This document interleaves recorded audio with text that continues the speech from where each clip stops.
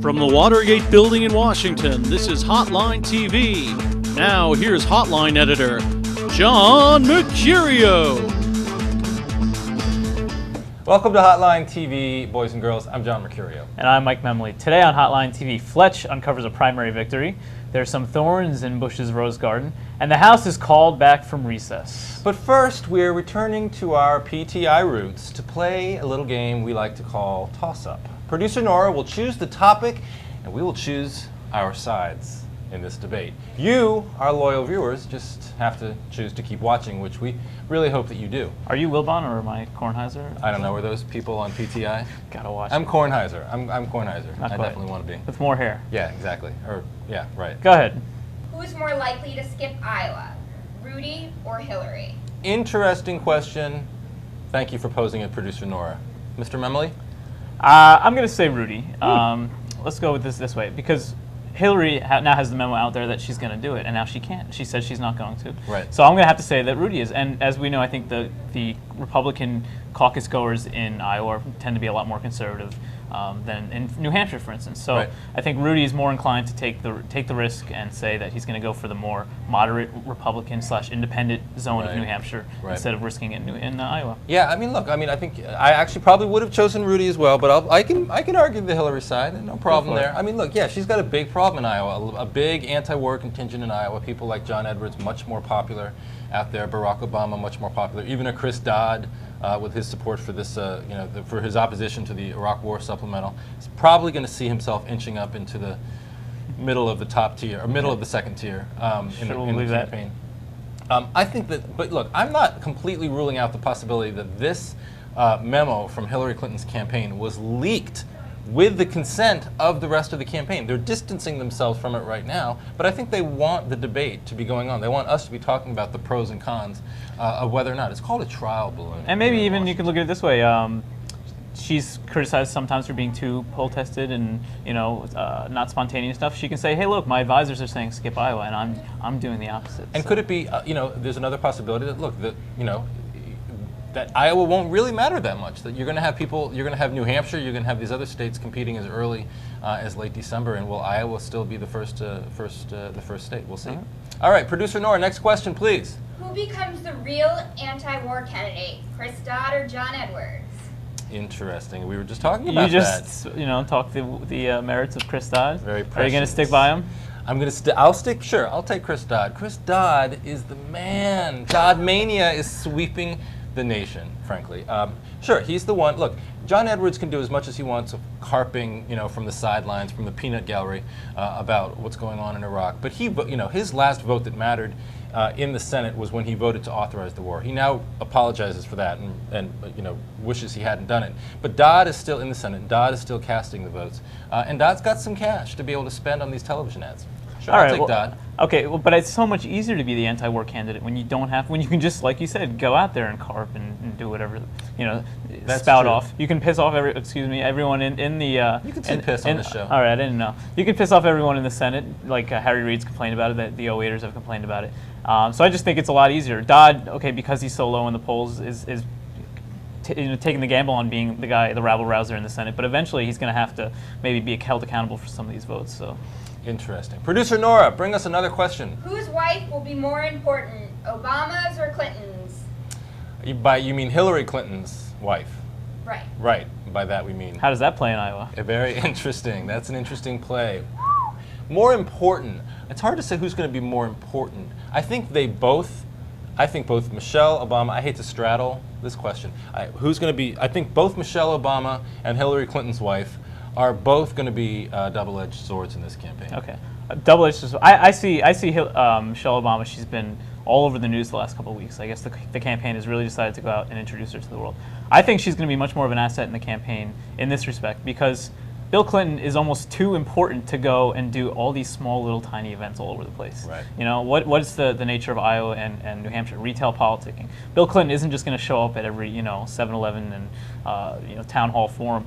If he's going to be anywhere, it's going to be a big event. Whereas Michelle Obama can go to a small group, these smaller forums, right. and do all that kind of personal politicking. So Only issue I have with Michelle Obama is that I honestly think, she is Hillary Clinton 1992 all over again. She's not promising to be Mamie Eisenhower. She's not going to be Jackie Kennedy. She's not going to be sort of this very supportive, sort of nurturing wife. I mean, she is a very supportive, nurturing wife, but she's not going to be the more traditional first lady role model, I think. But times have changed, I think. We're not in the 1950s, so we don't want to maybe Eisenhower. I think people are going to look at her and say, oh, she's a professional woman. I think that's something I can identify with. So. Fair point. Who's the bigger, holier-than-thou, non-candidate candidate? Newt or Gore? Ouch. That's a hard one. right. They're both good friends of the show, Of so let's be course. nice. Let's be kind. But I'm going to have to say Newt, if you don't mind.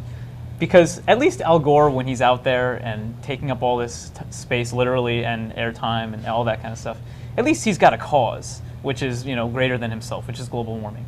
What is Newt Gingrich selling but himself? Interesting. Yeah. I'm so above this all, and if I was running, I wouldn't be lowering myself to talk about or to go on the Daily Show or do these kinds of things. I would be talking about serious issues and debating Mario Cuomo for brought him out of hiding.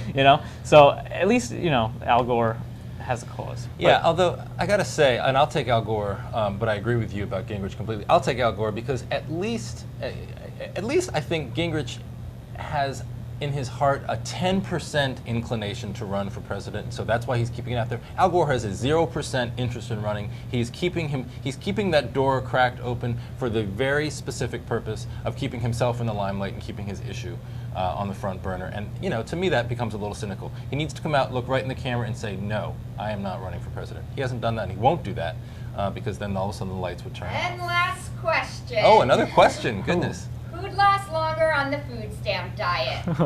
Richardson or Huckabee? Ouch. Also good friends of the show. Well, But, Huckabee's kind of done it, right? Let's be quick. I'll pick Richardson. Why is that?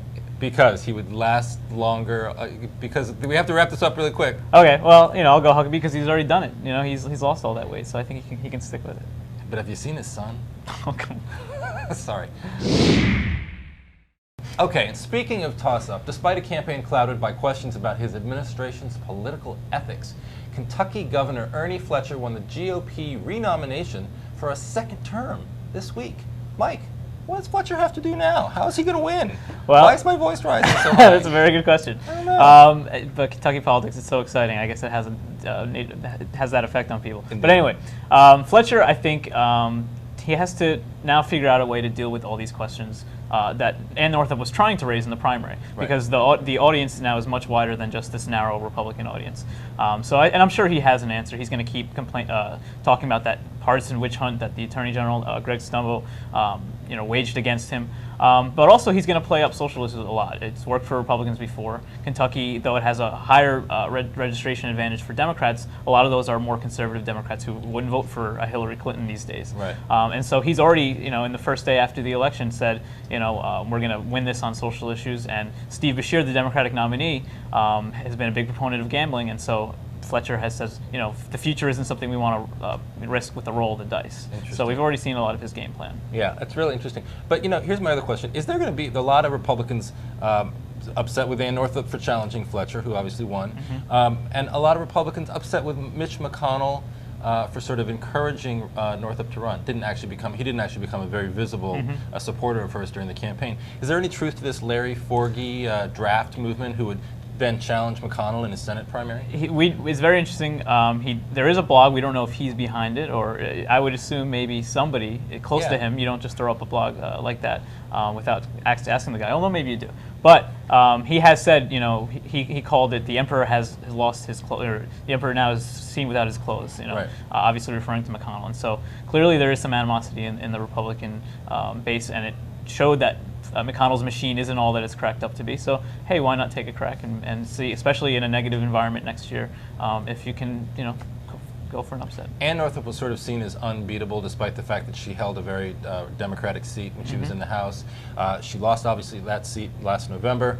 She didn't really even make this a close race. Right, 15 points, I think. 15-point win by Fletcher. Is her career over in politics? Come on, Mike, write her obituary today. It's very hard to come back to lose 2 elections in a matter of 5 months. It's tough. But if she ever wanted to run for her House seat again, maybe wait for an off year give it a shot. And Yarmouth, that name doesn't exactly probably have so much credibility. So after just a couple months in Congress, and so we'll see what happens. North down.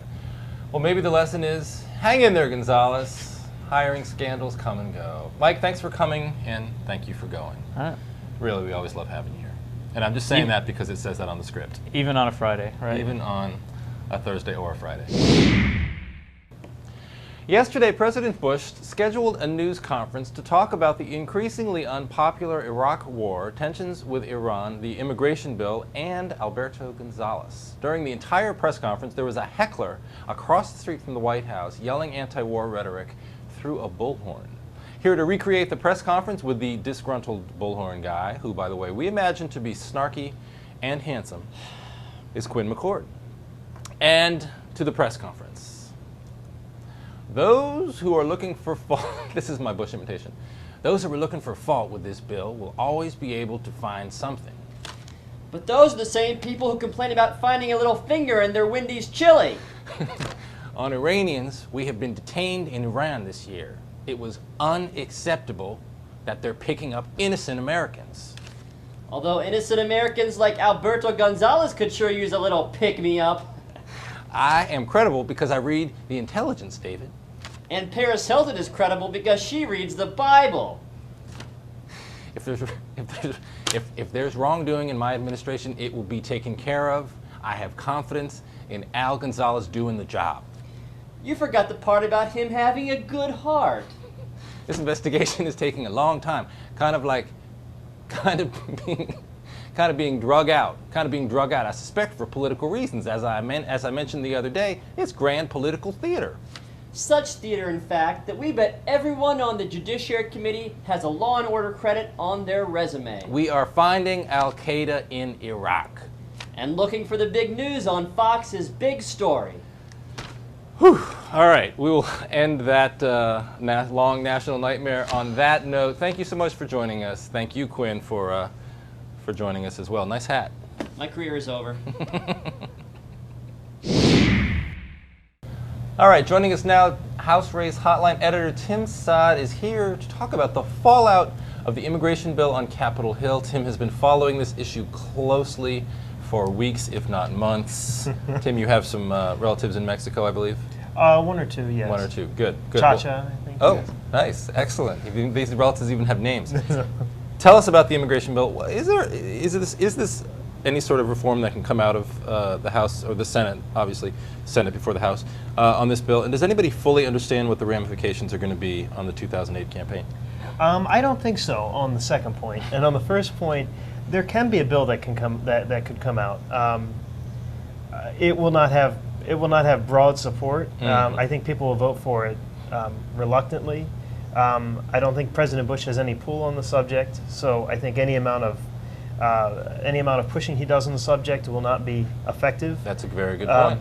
But there's a chance. I mean, sure, there's a chance it could come out.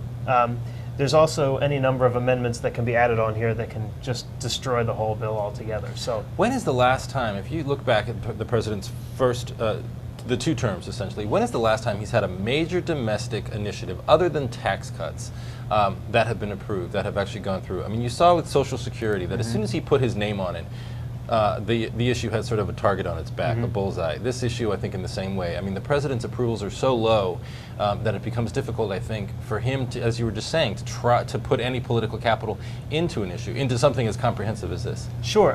Trent Lott has been saying, you know, Mr. President, we need you out there to do it. I don't know if that's necessarily the right way. If you want this issue to win, I don't know if that's necessarily the right way to go about getting it passed. Right. So he's going to be doing it. He'll be doing it this weekend. In the next couple of weeks, he'll be out there. But I don't know what, if any, good it will do, and probably maybe even do a little on the bad side for the bill. And did John McCain really need any more bad news for himself in the Republican primary? I mean, this is very unpopular. It seems like the early stages are very unpopular in the Republican community, and John McCain obviously has his name not attached to the bill, but attached to the issue. I think any way that Mitt Romney can keep saying Kennedy's name with McCain is always a bad thing for McCain. And the irony of that, of course, being Romney and Kennedy, both from Massachusetts. All right. That's exactly right. Well, great. Thank you, Tim. Thank you very much, John. Hey everybody, it's the 2-Minute Warnings. Joining us as usual, as always, our favorite 2-Minute Warnings presenter, Catherine Lear. Hello, John. Let's get started. Mary Cheney delivered an 8-pound, 6-ounce baby boy on May 23rd. The first child for her and her partner, Heather Poe. Do you think this kid's got a future in politics? Only if his last name is Poe. Former President Clinton is seeking a $1.6 million in taxpayer money for fiscal 2008, which is more than double the amount requested by former President Carter and substantially more than former President George Bush. What exactly is Clinton spending money on while he's traveling alone around the world, his wife stuck back in New York and on Capitol Hill? Well, I think that's very obvious. Women's rights issues. Oh. Okay, so apparently Democratic activist Kathleen Entz, who left dog poop on the doorstep of Representative Marilyn Musgrave's office last year, was found not guilty of criminal use of noxious substance. Does something stink about this story, John? Now that's what I call... Oh, wait for it. That's what I call due diligence. Oh. Okay, true story. John Edwards, when asked by the AP what reminds him most of his childhood, said, and I'm quoting here, Mills. Is this guy for real? Yeah, unfortunately, and poor guy, he must have been totally devastated when Heather Mills was kicked off Dancing with the Stars. All right, this has just been confirmed. Tom Harkin is not a Shrek fan. He is furious at the ugly but lovable giant for promoting junk food like Pop-Tarts, Fruit Loops, Cheez-Its, and Snickers. Too bad we can't eat corn 24/7. Sounds like another day at the hotline to me. All right, let's end on that note. Thank you all for joining us. Have a wonderful Memorial Day weekend. That's all for today. We'll see you next time on Hotline TV.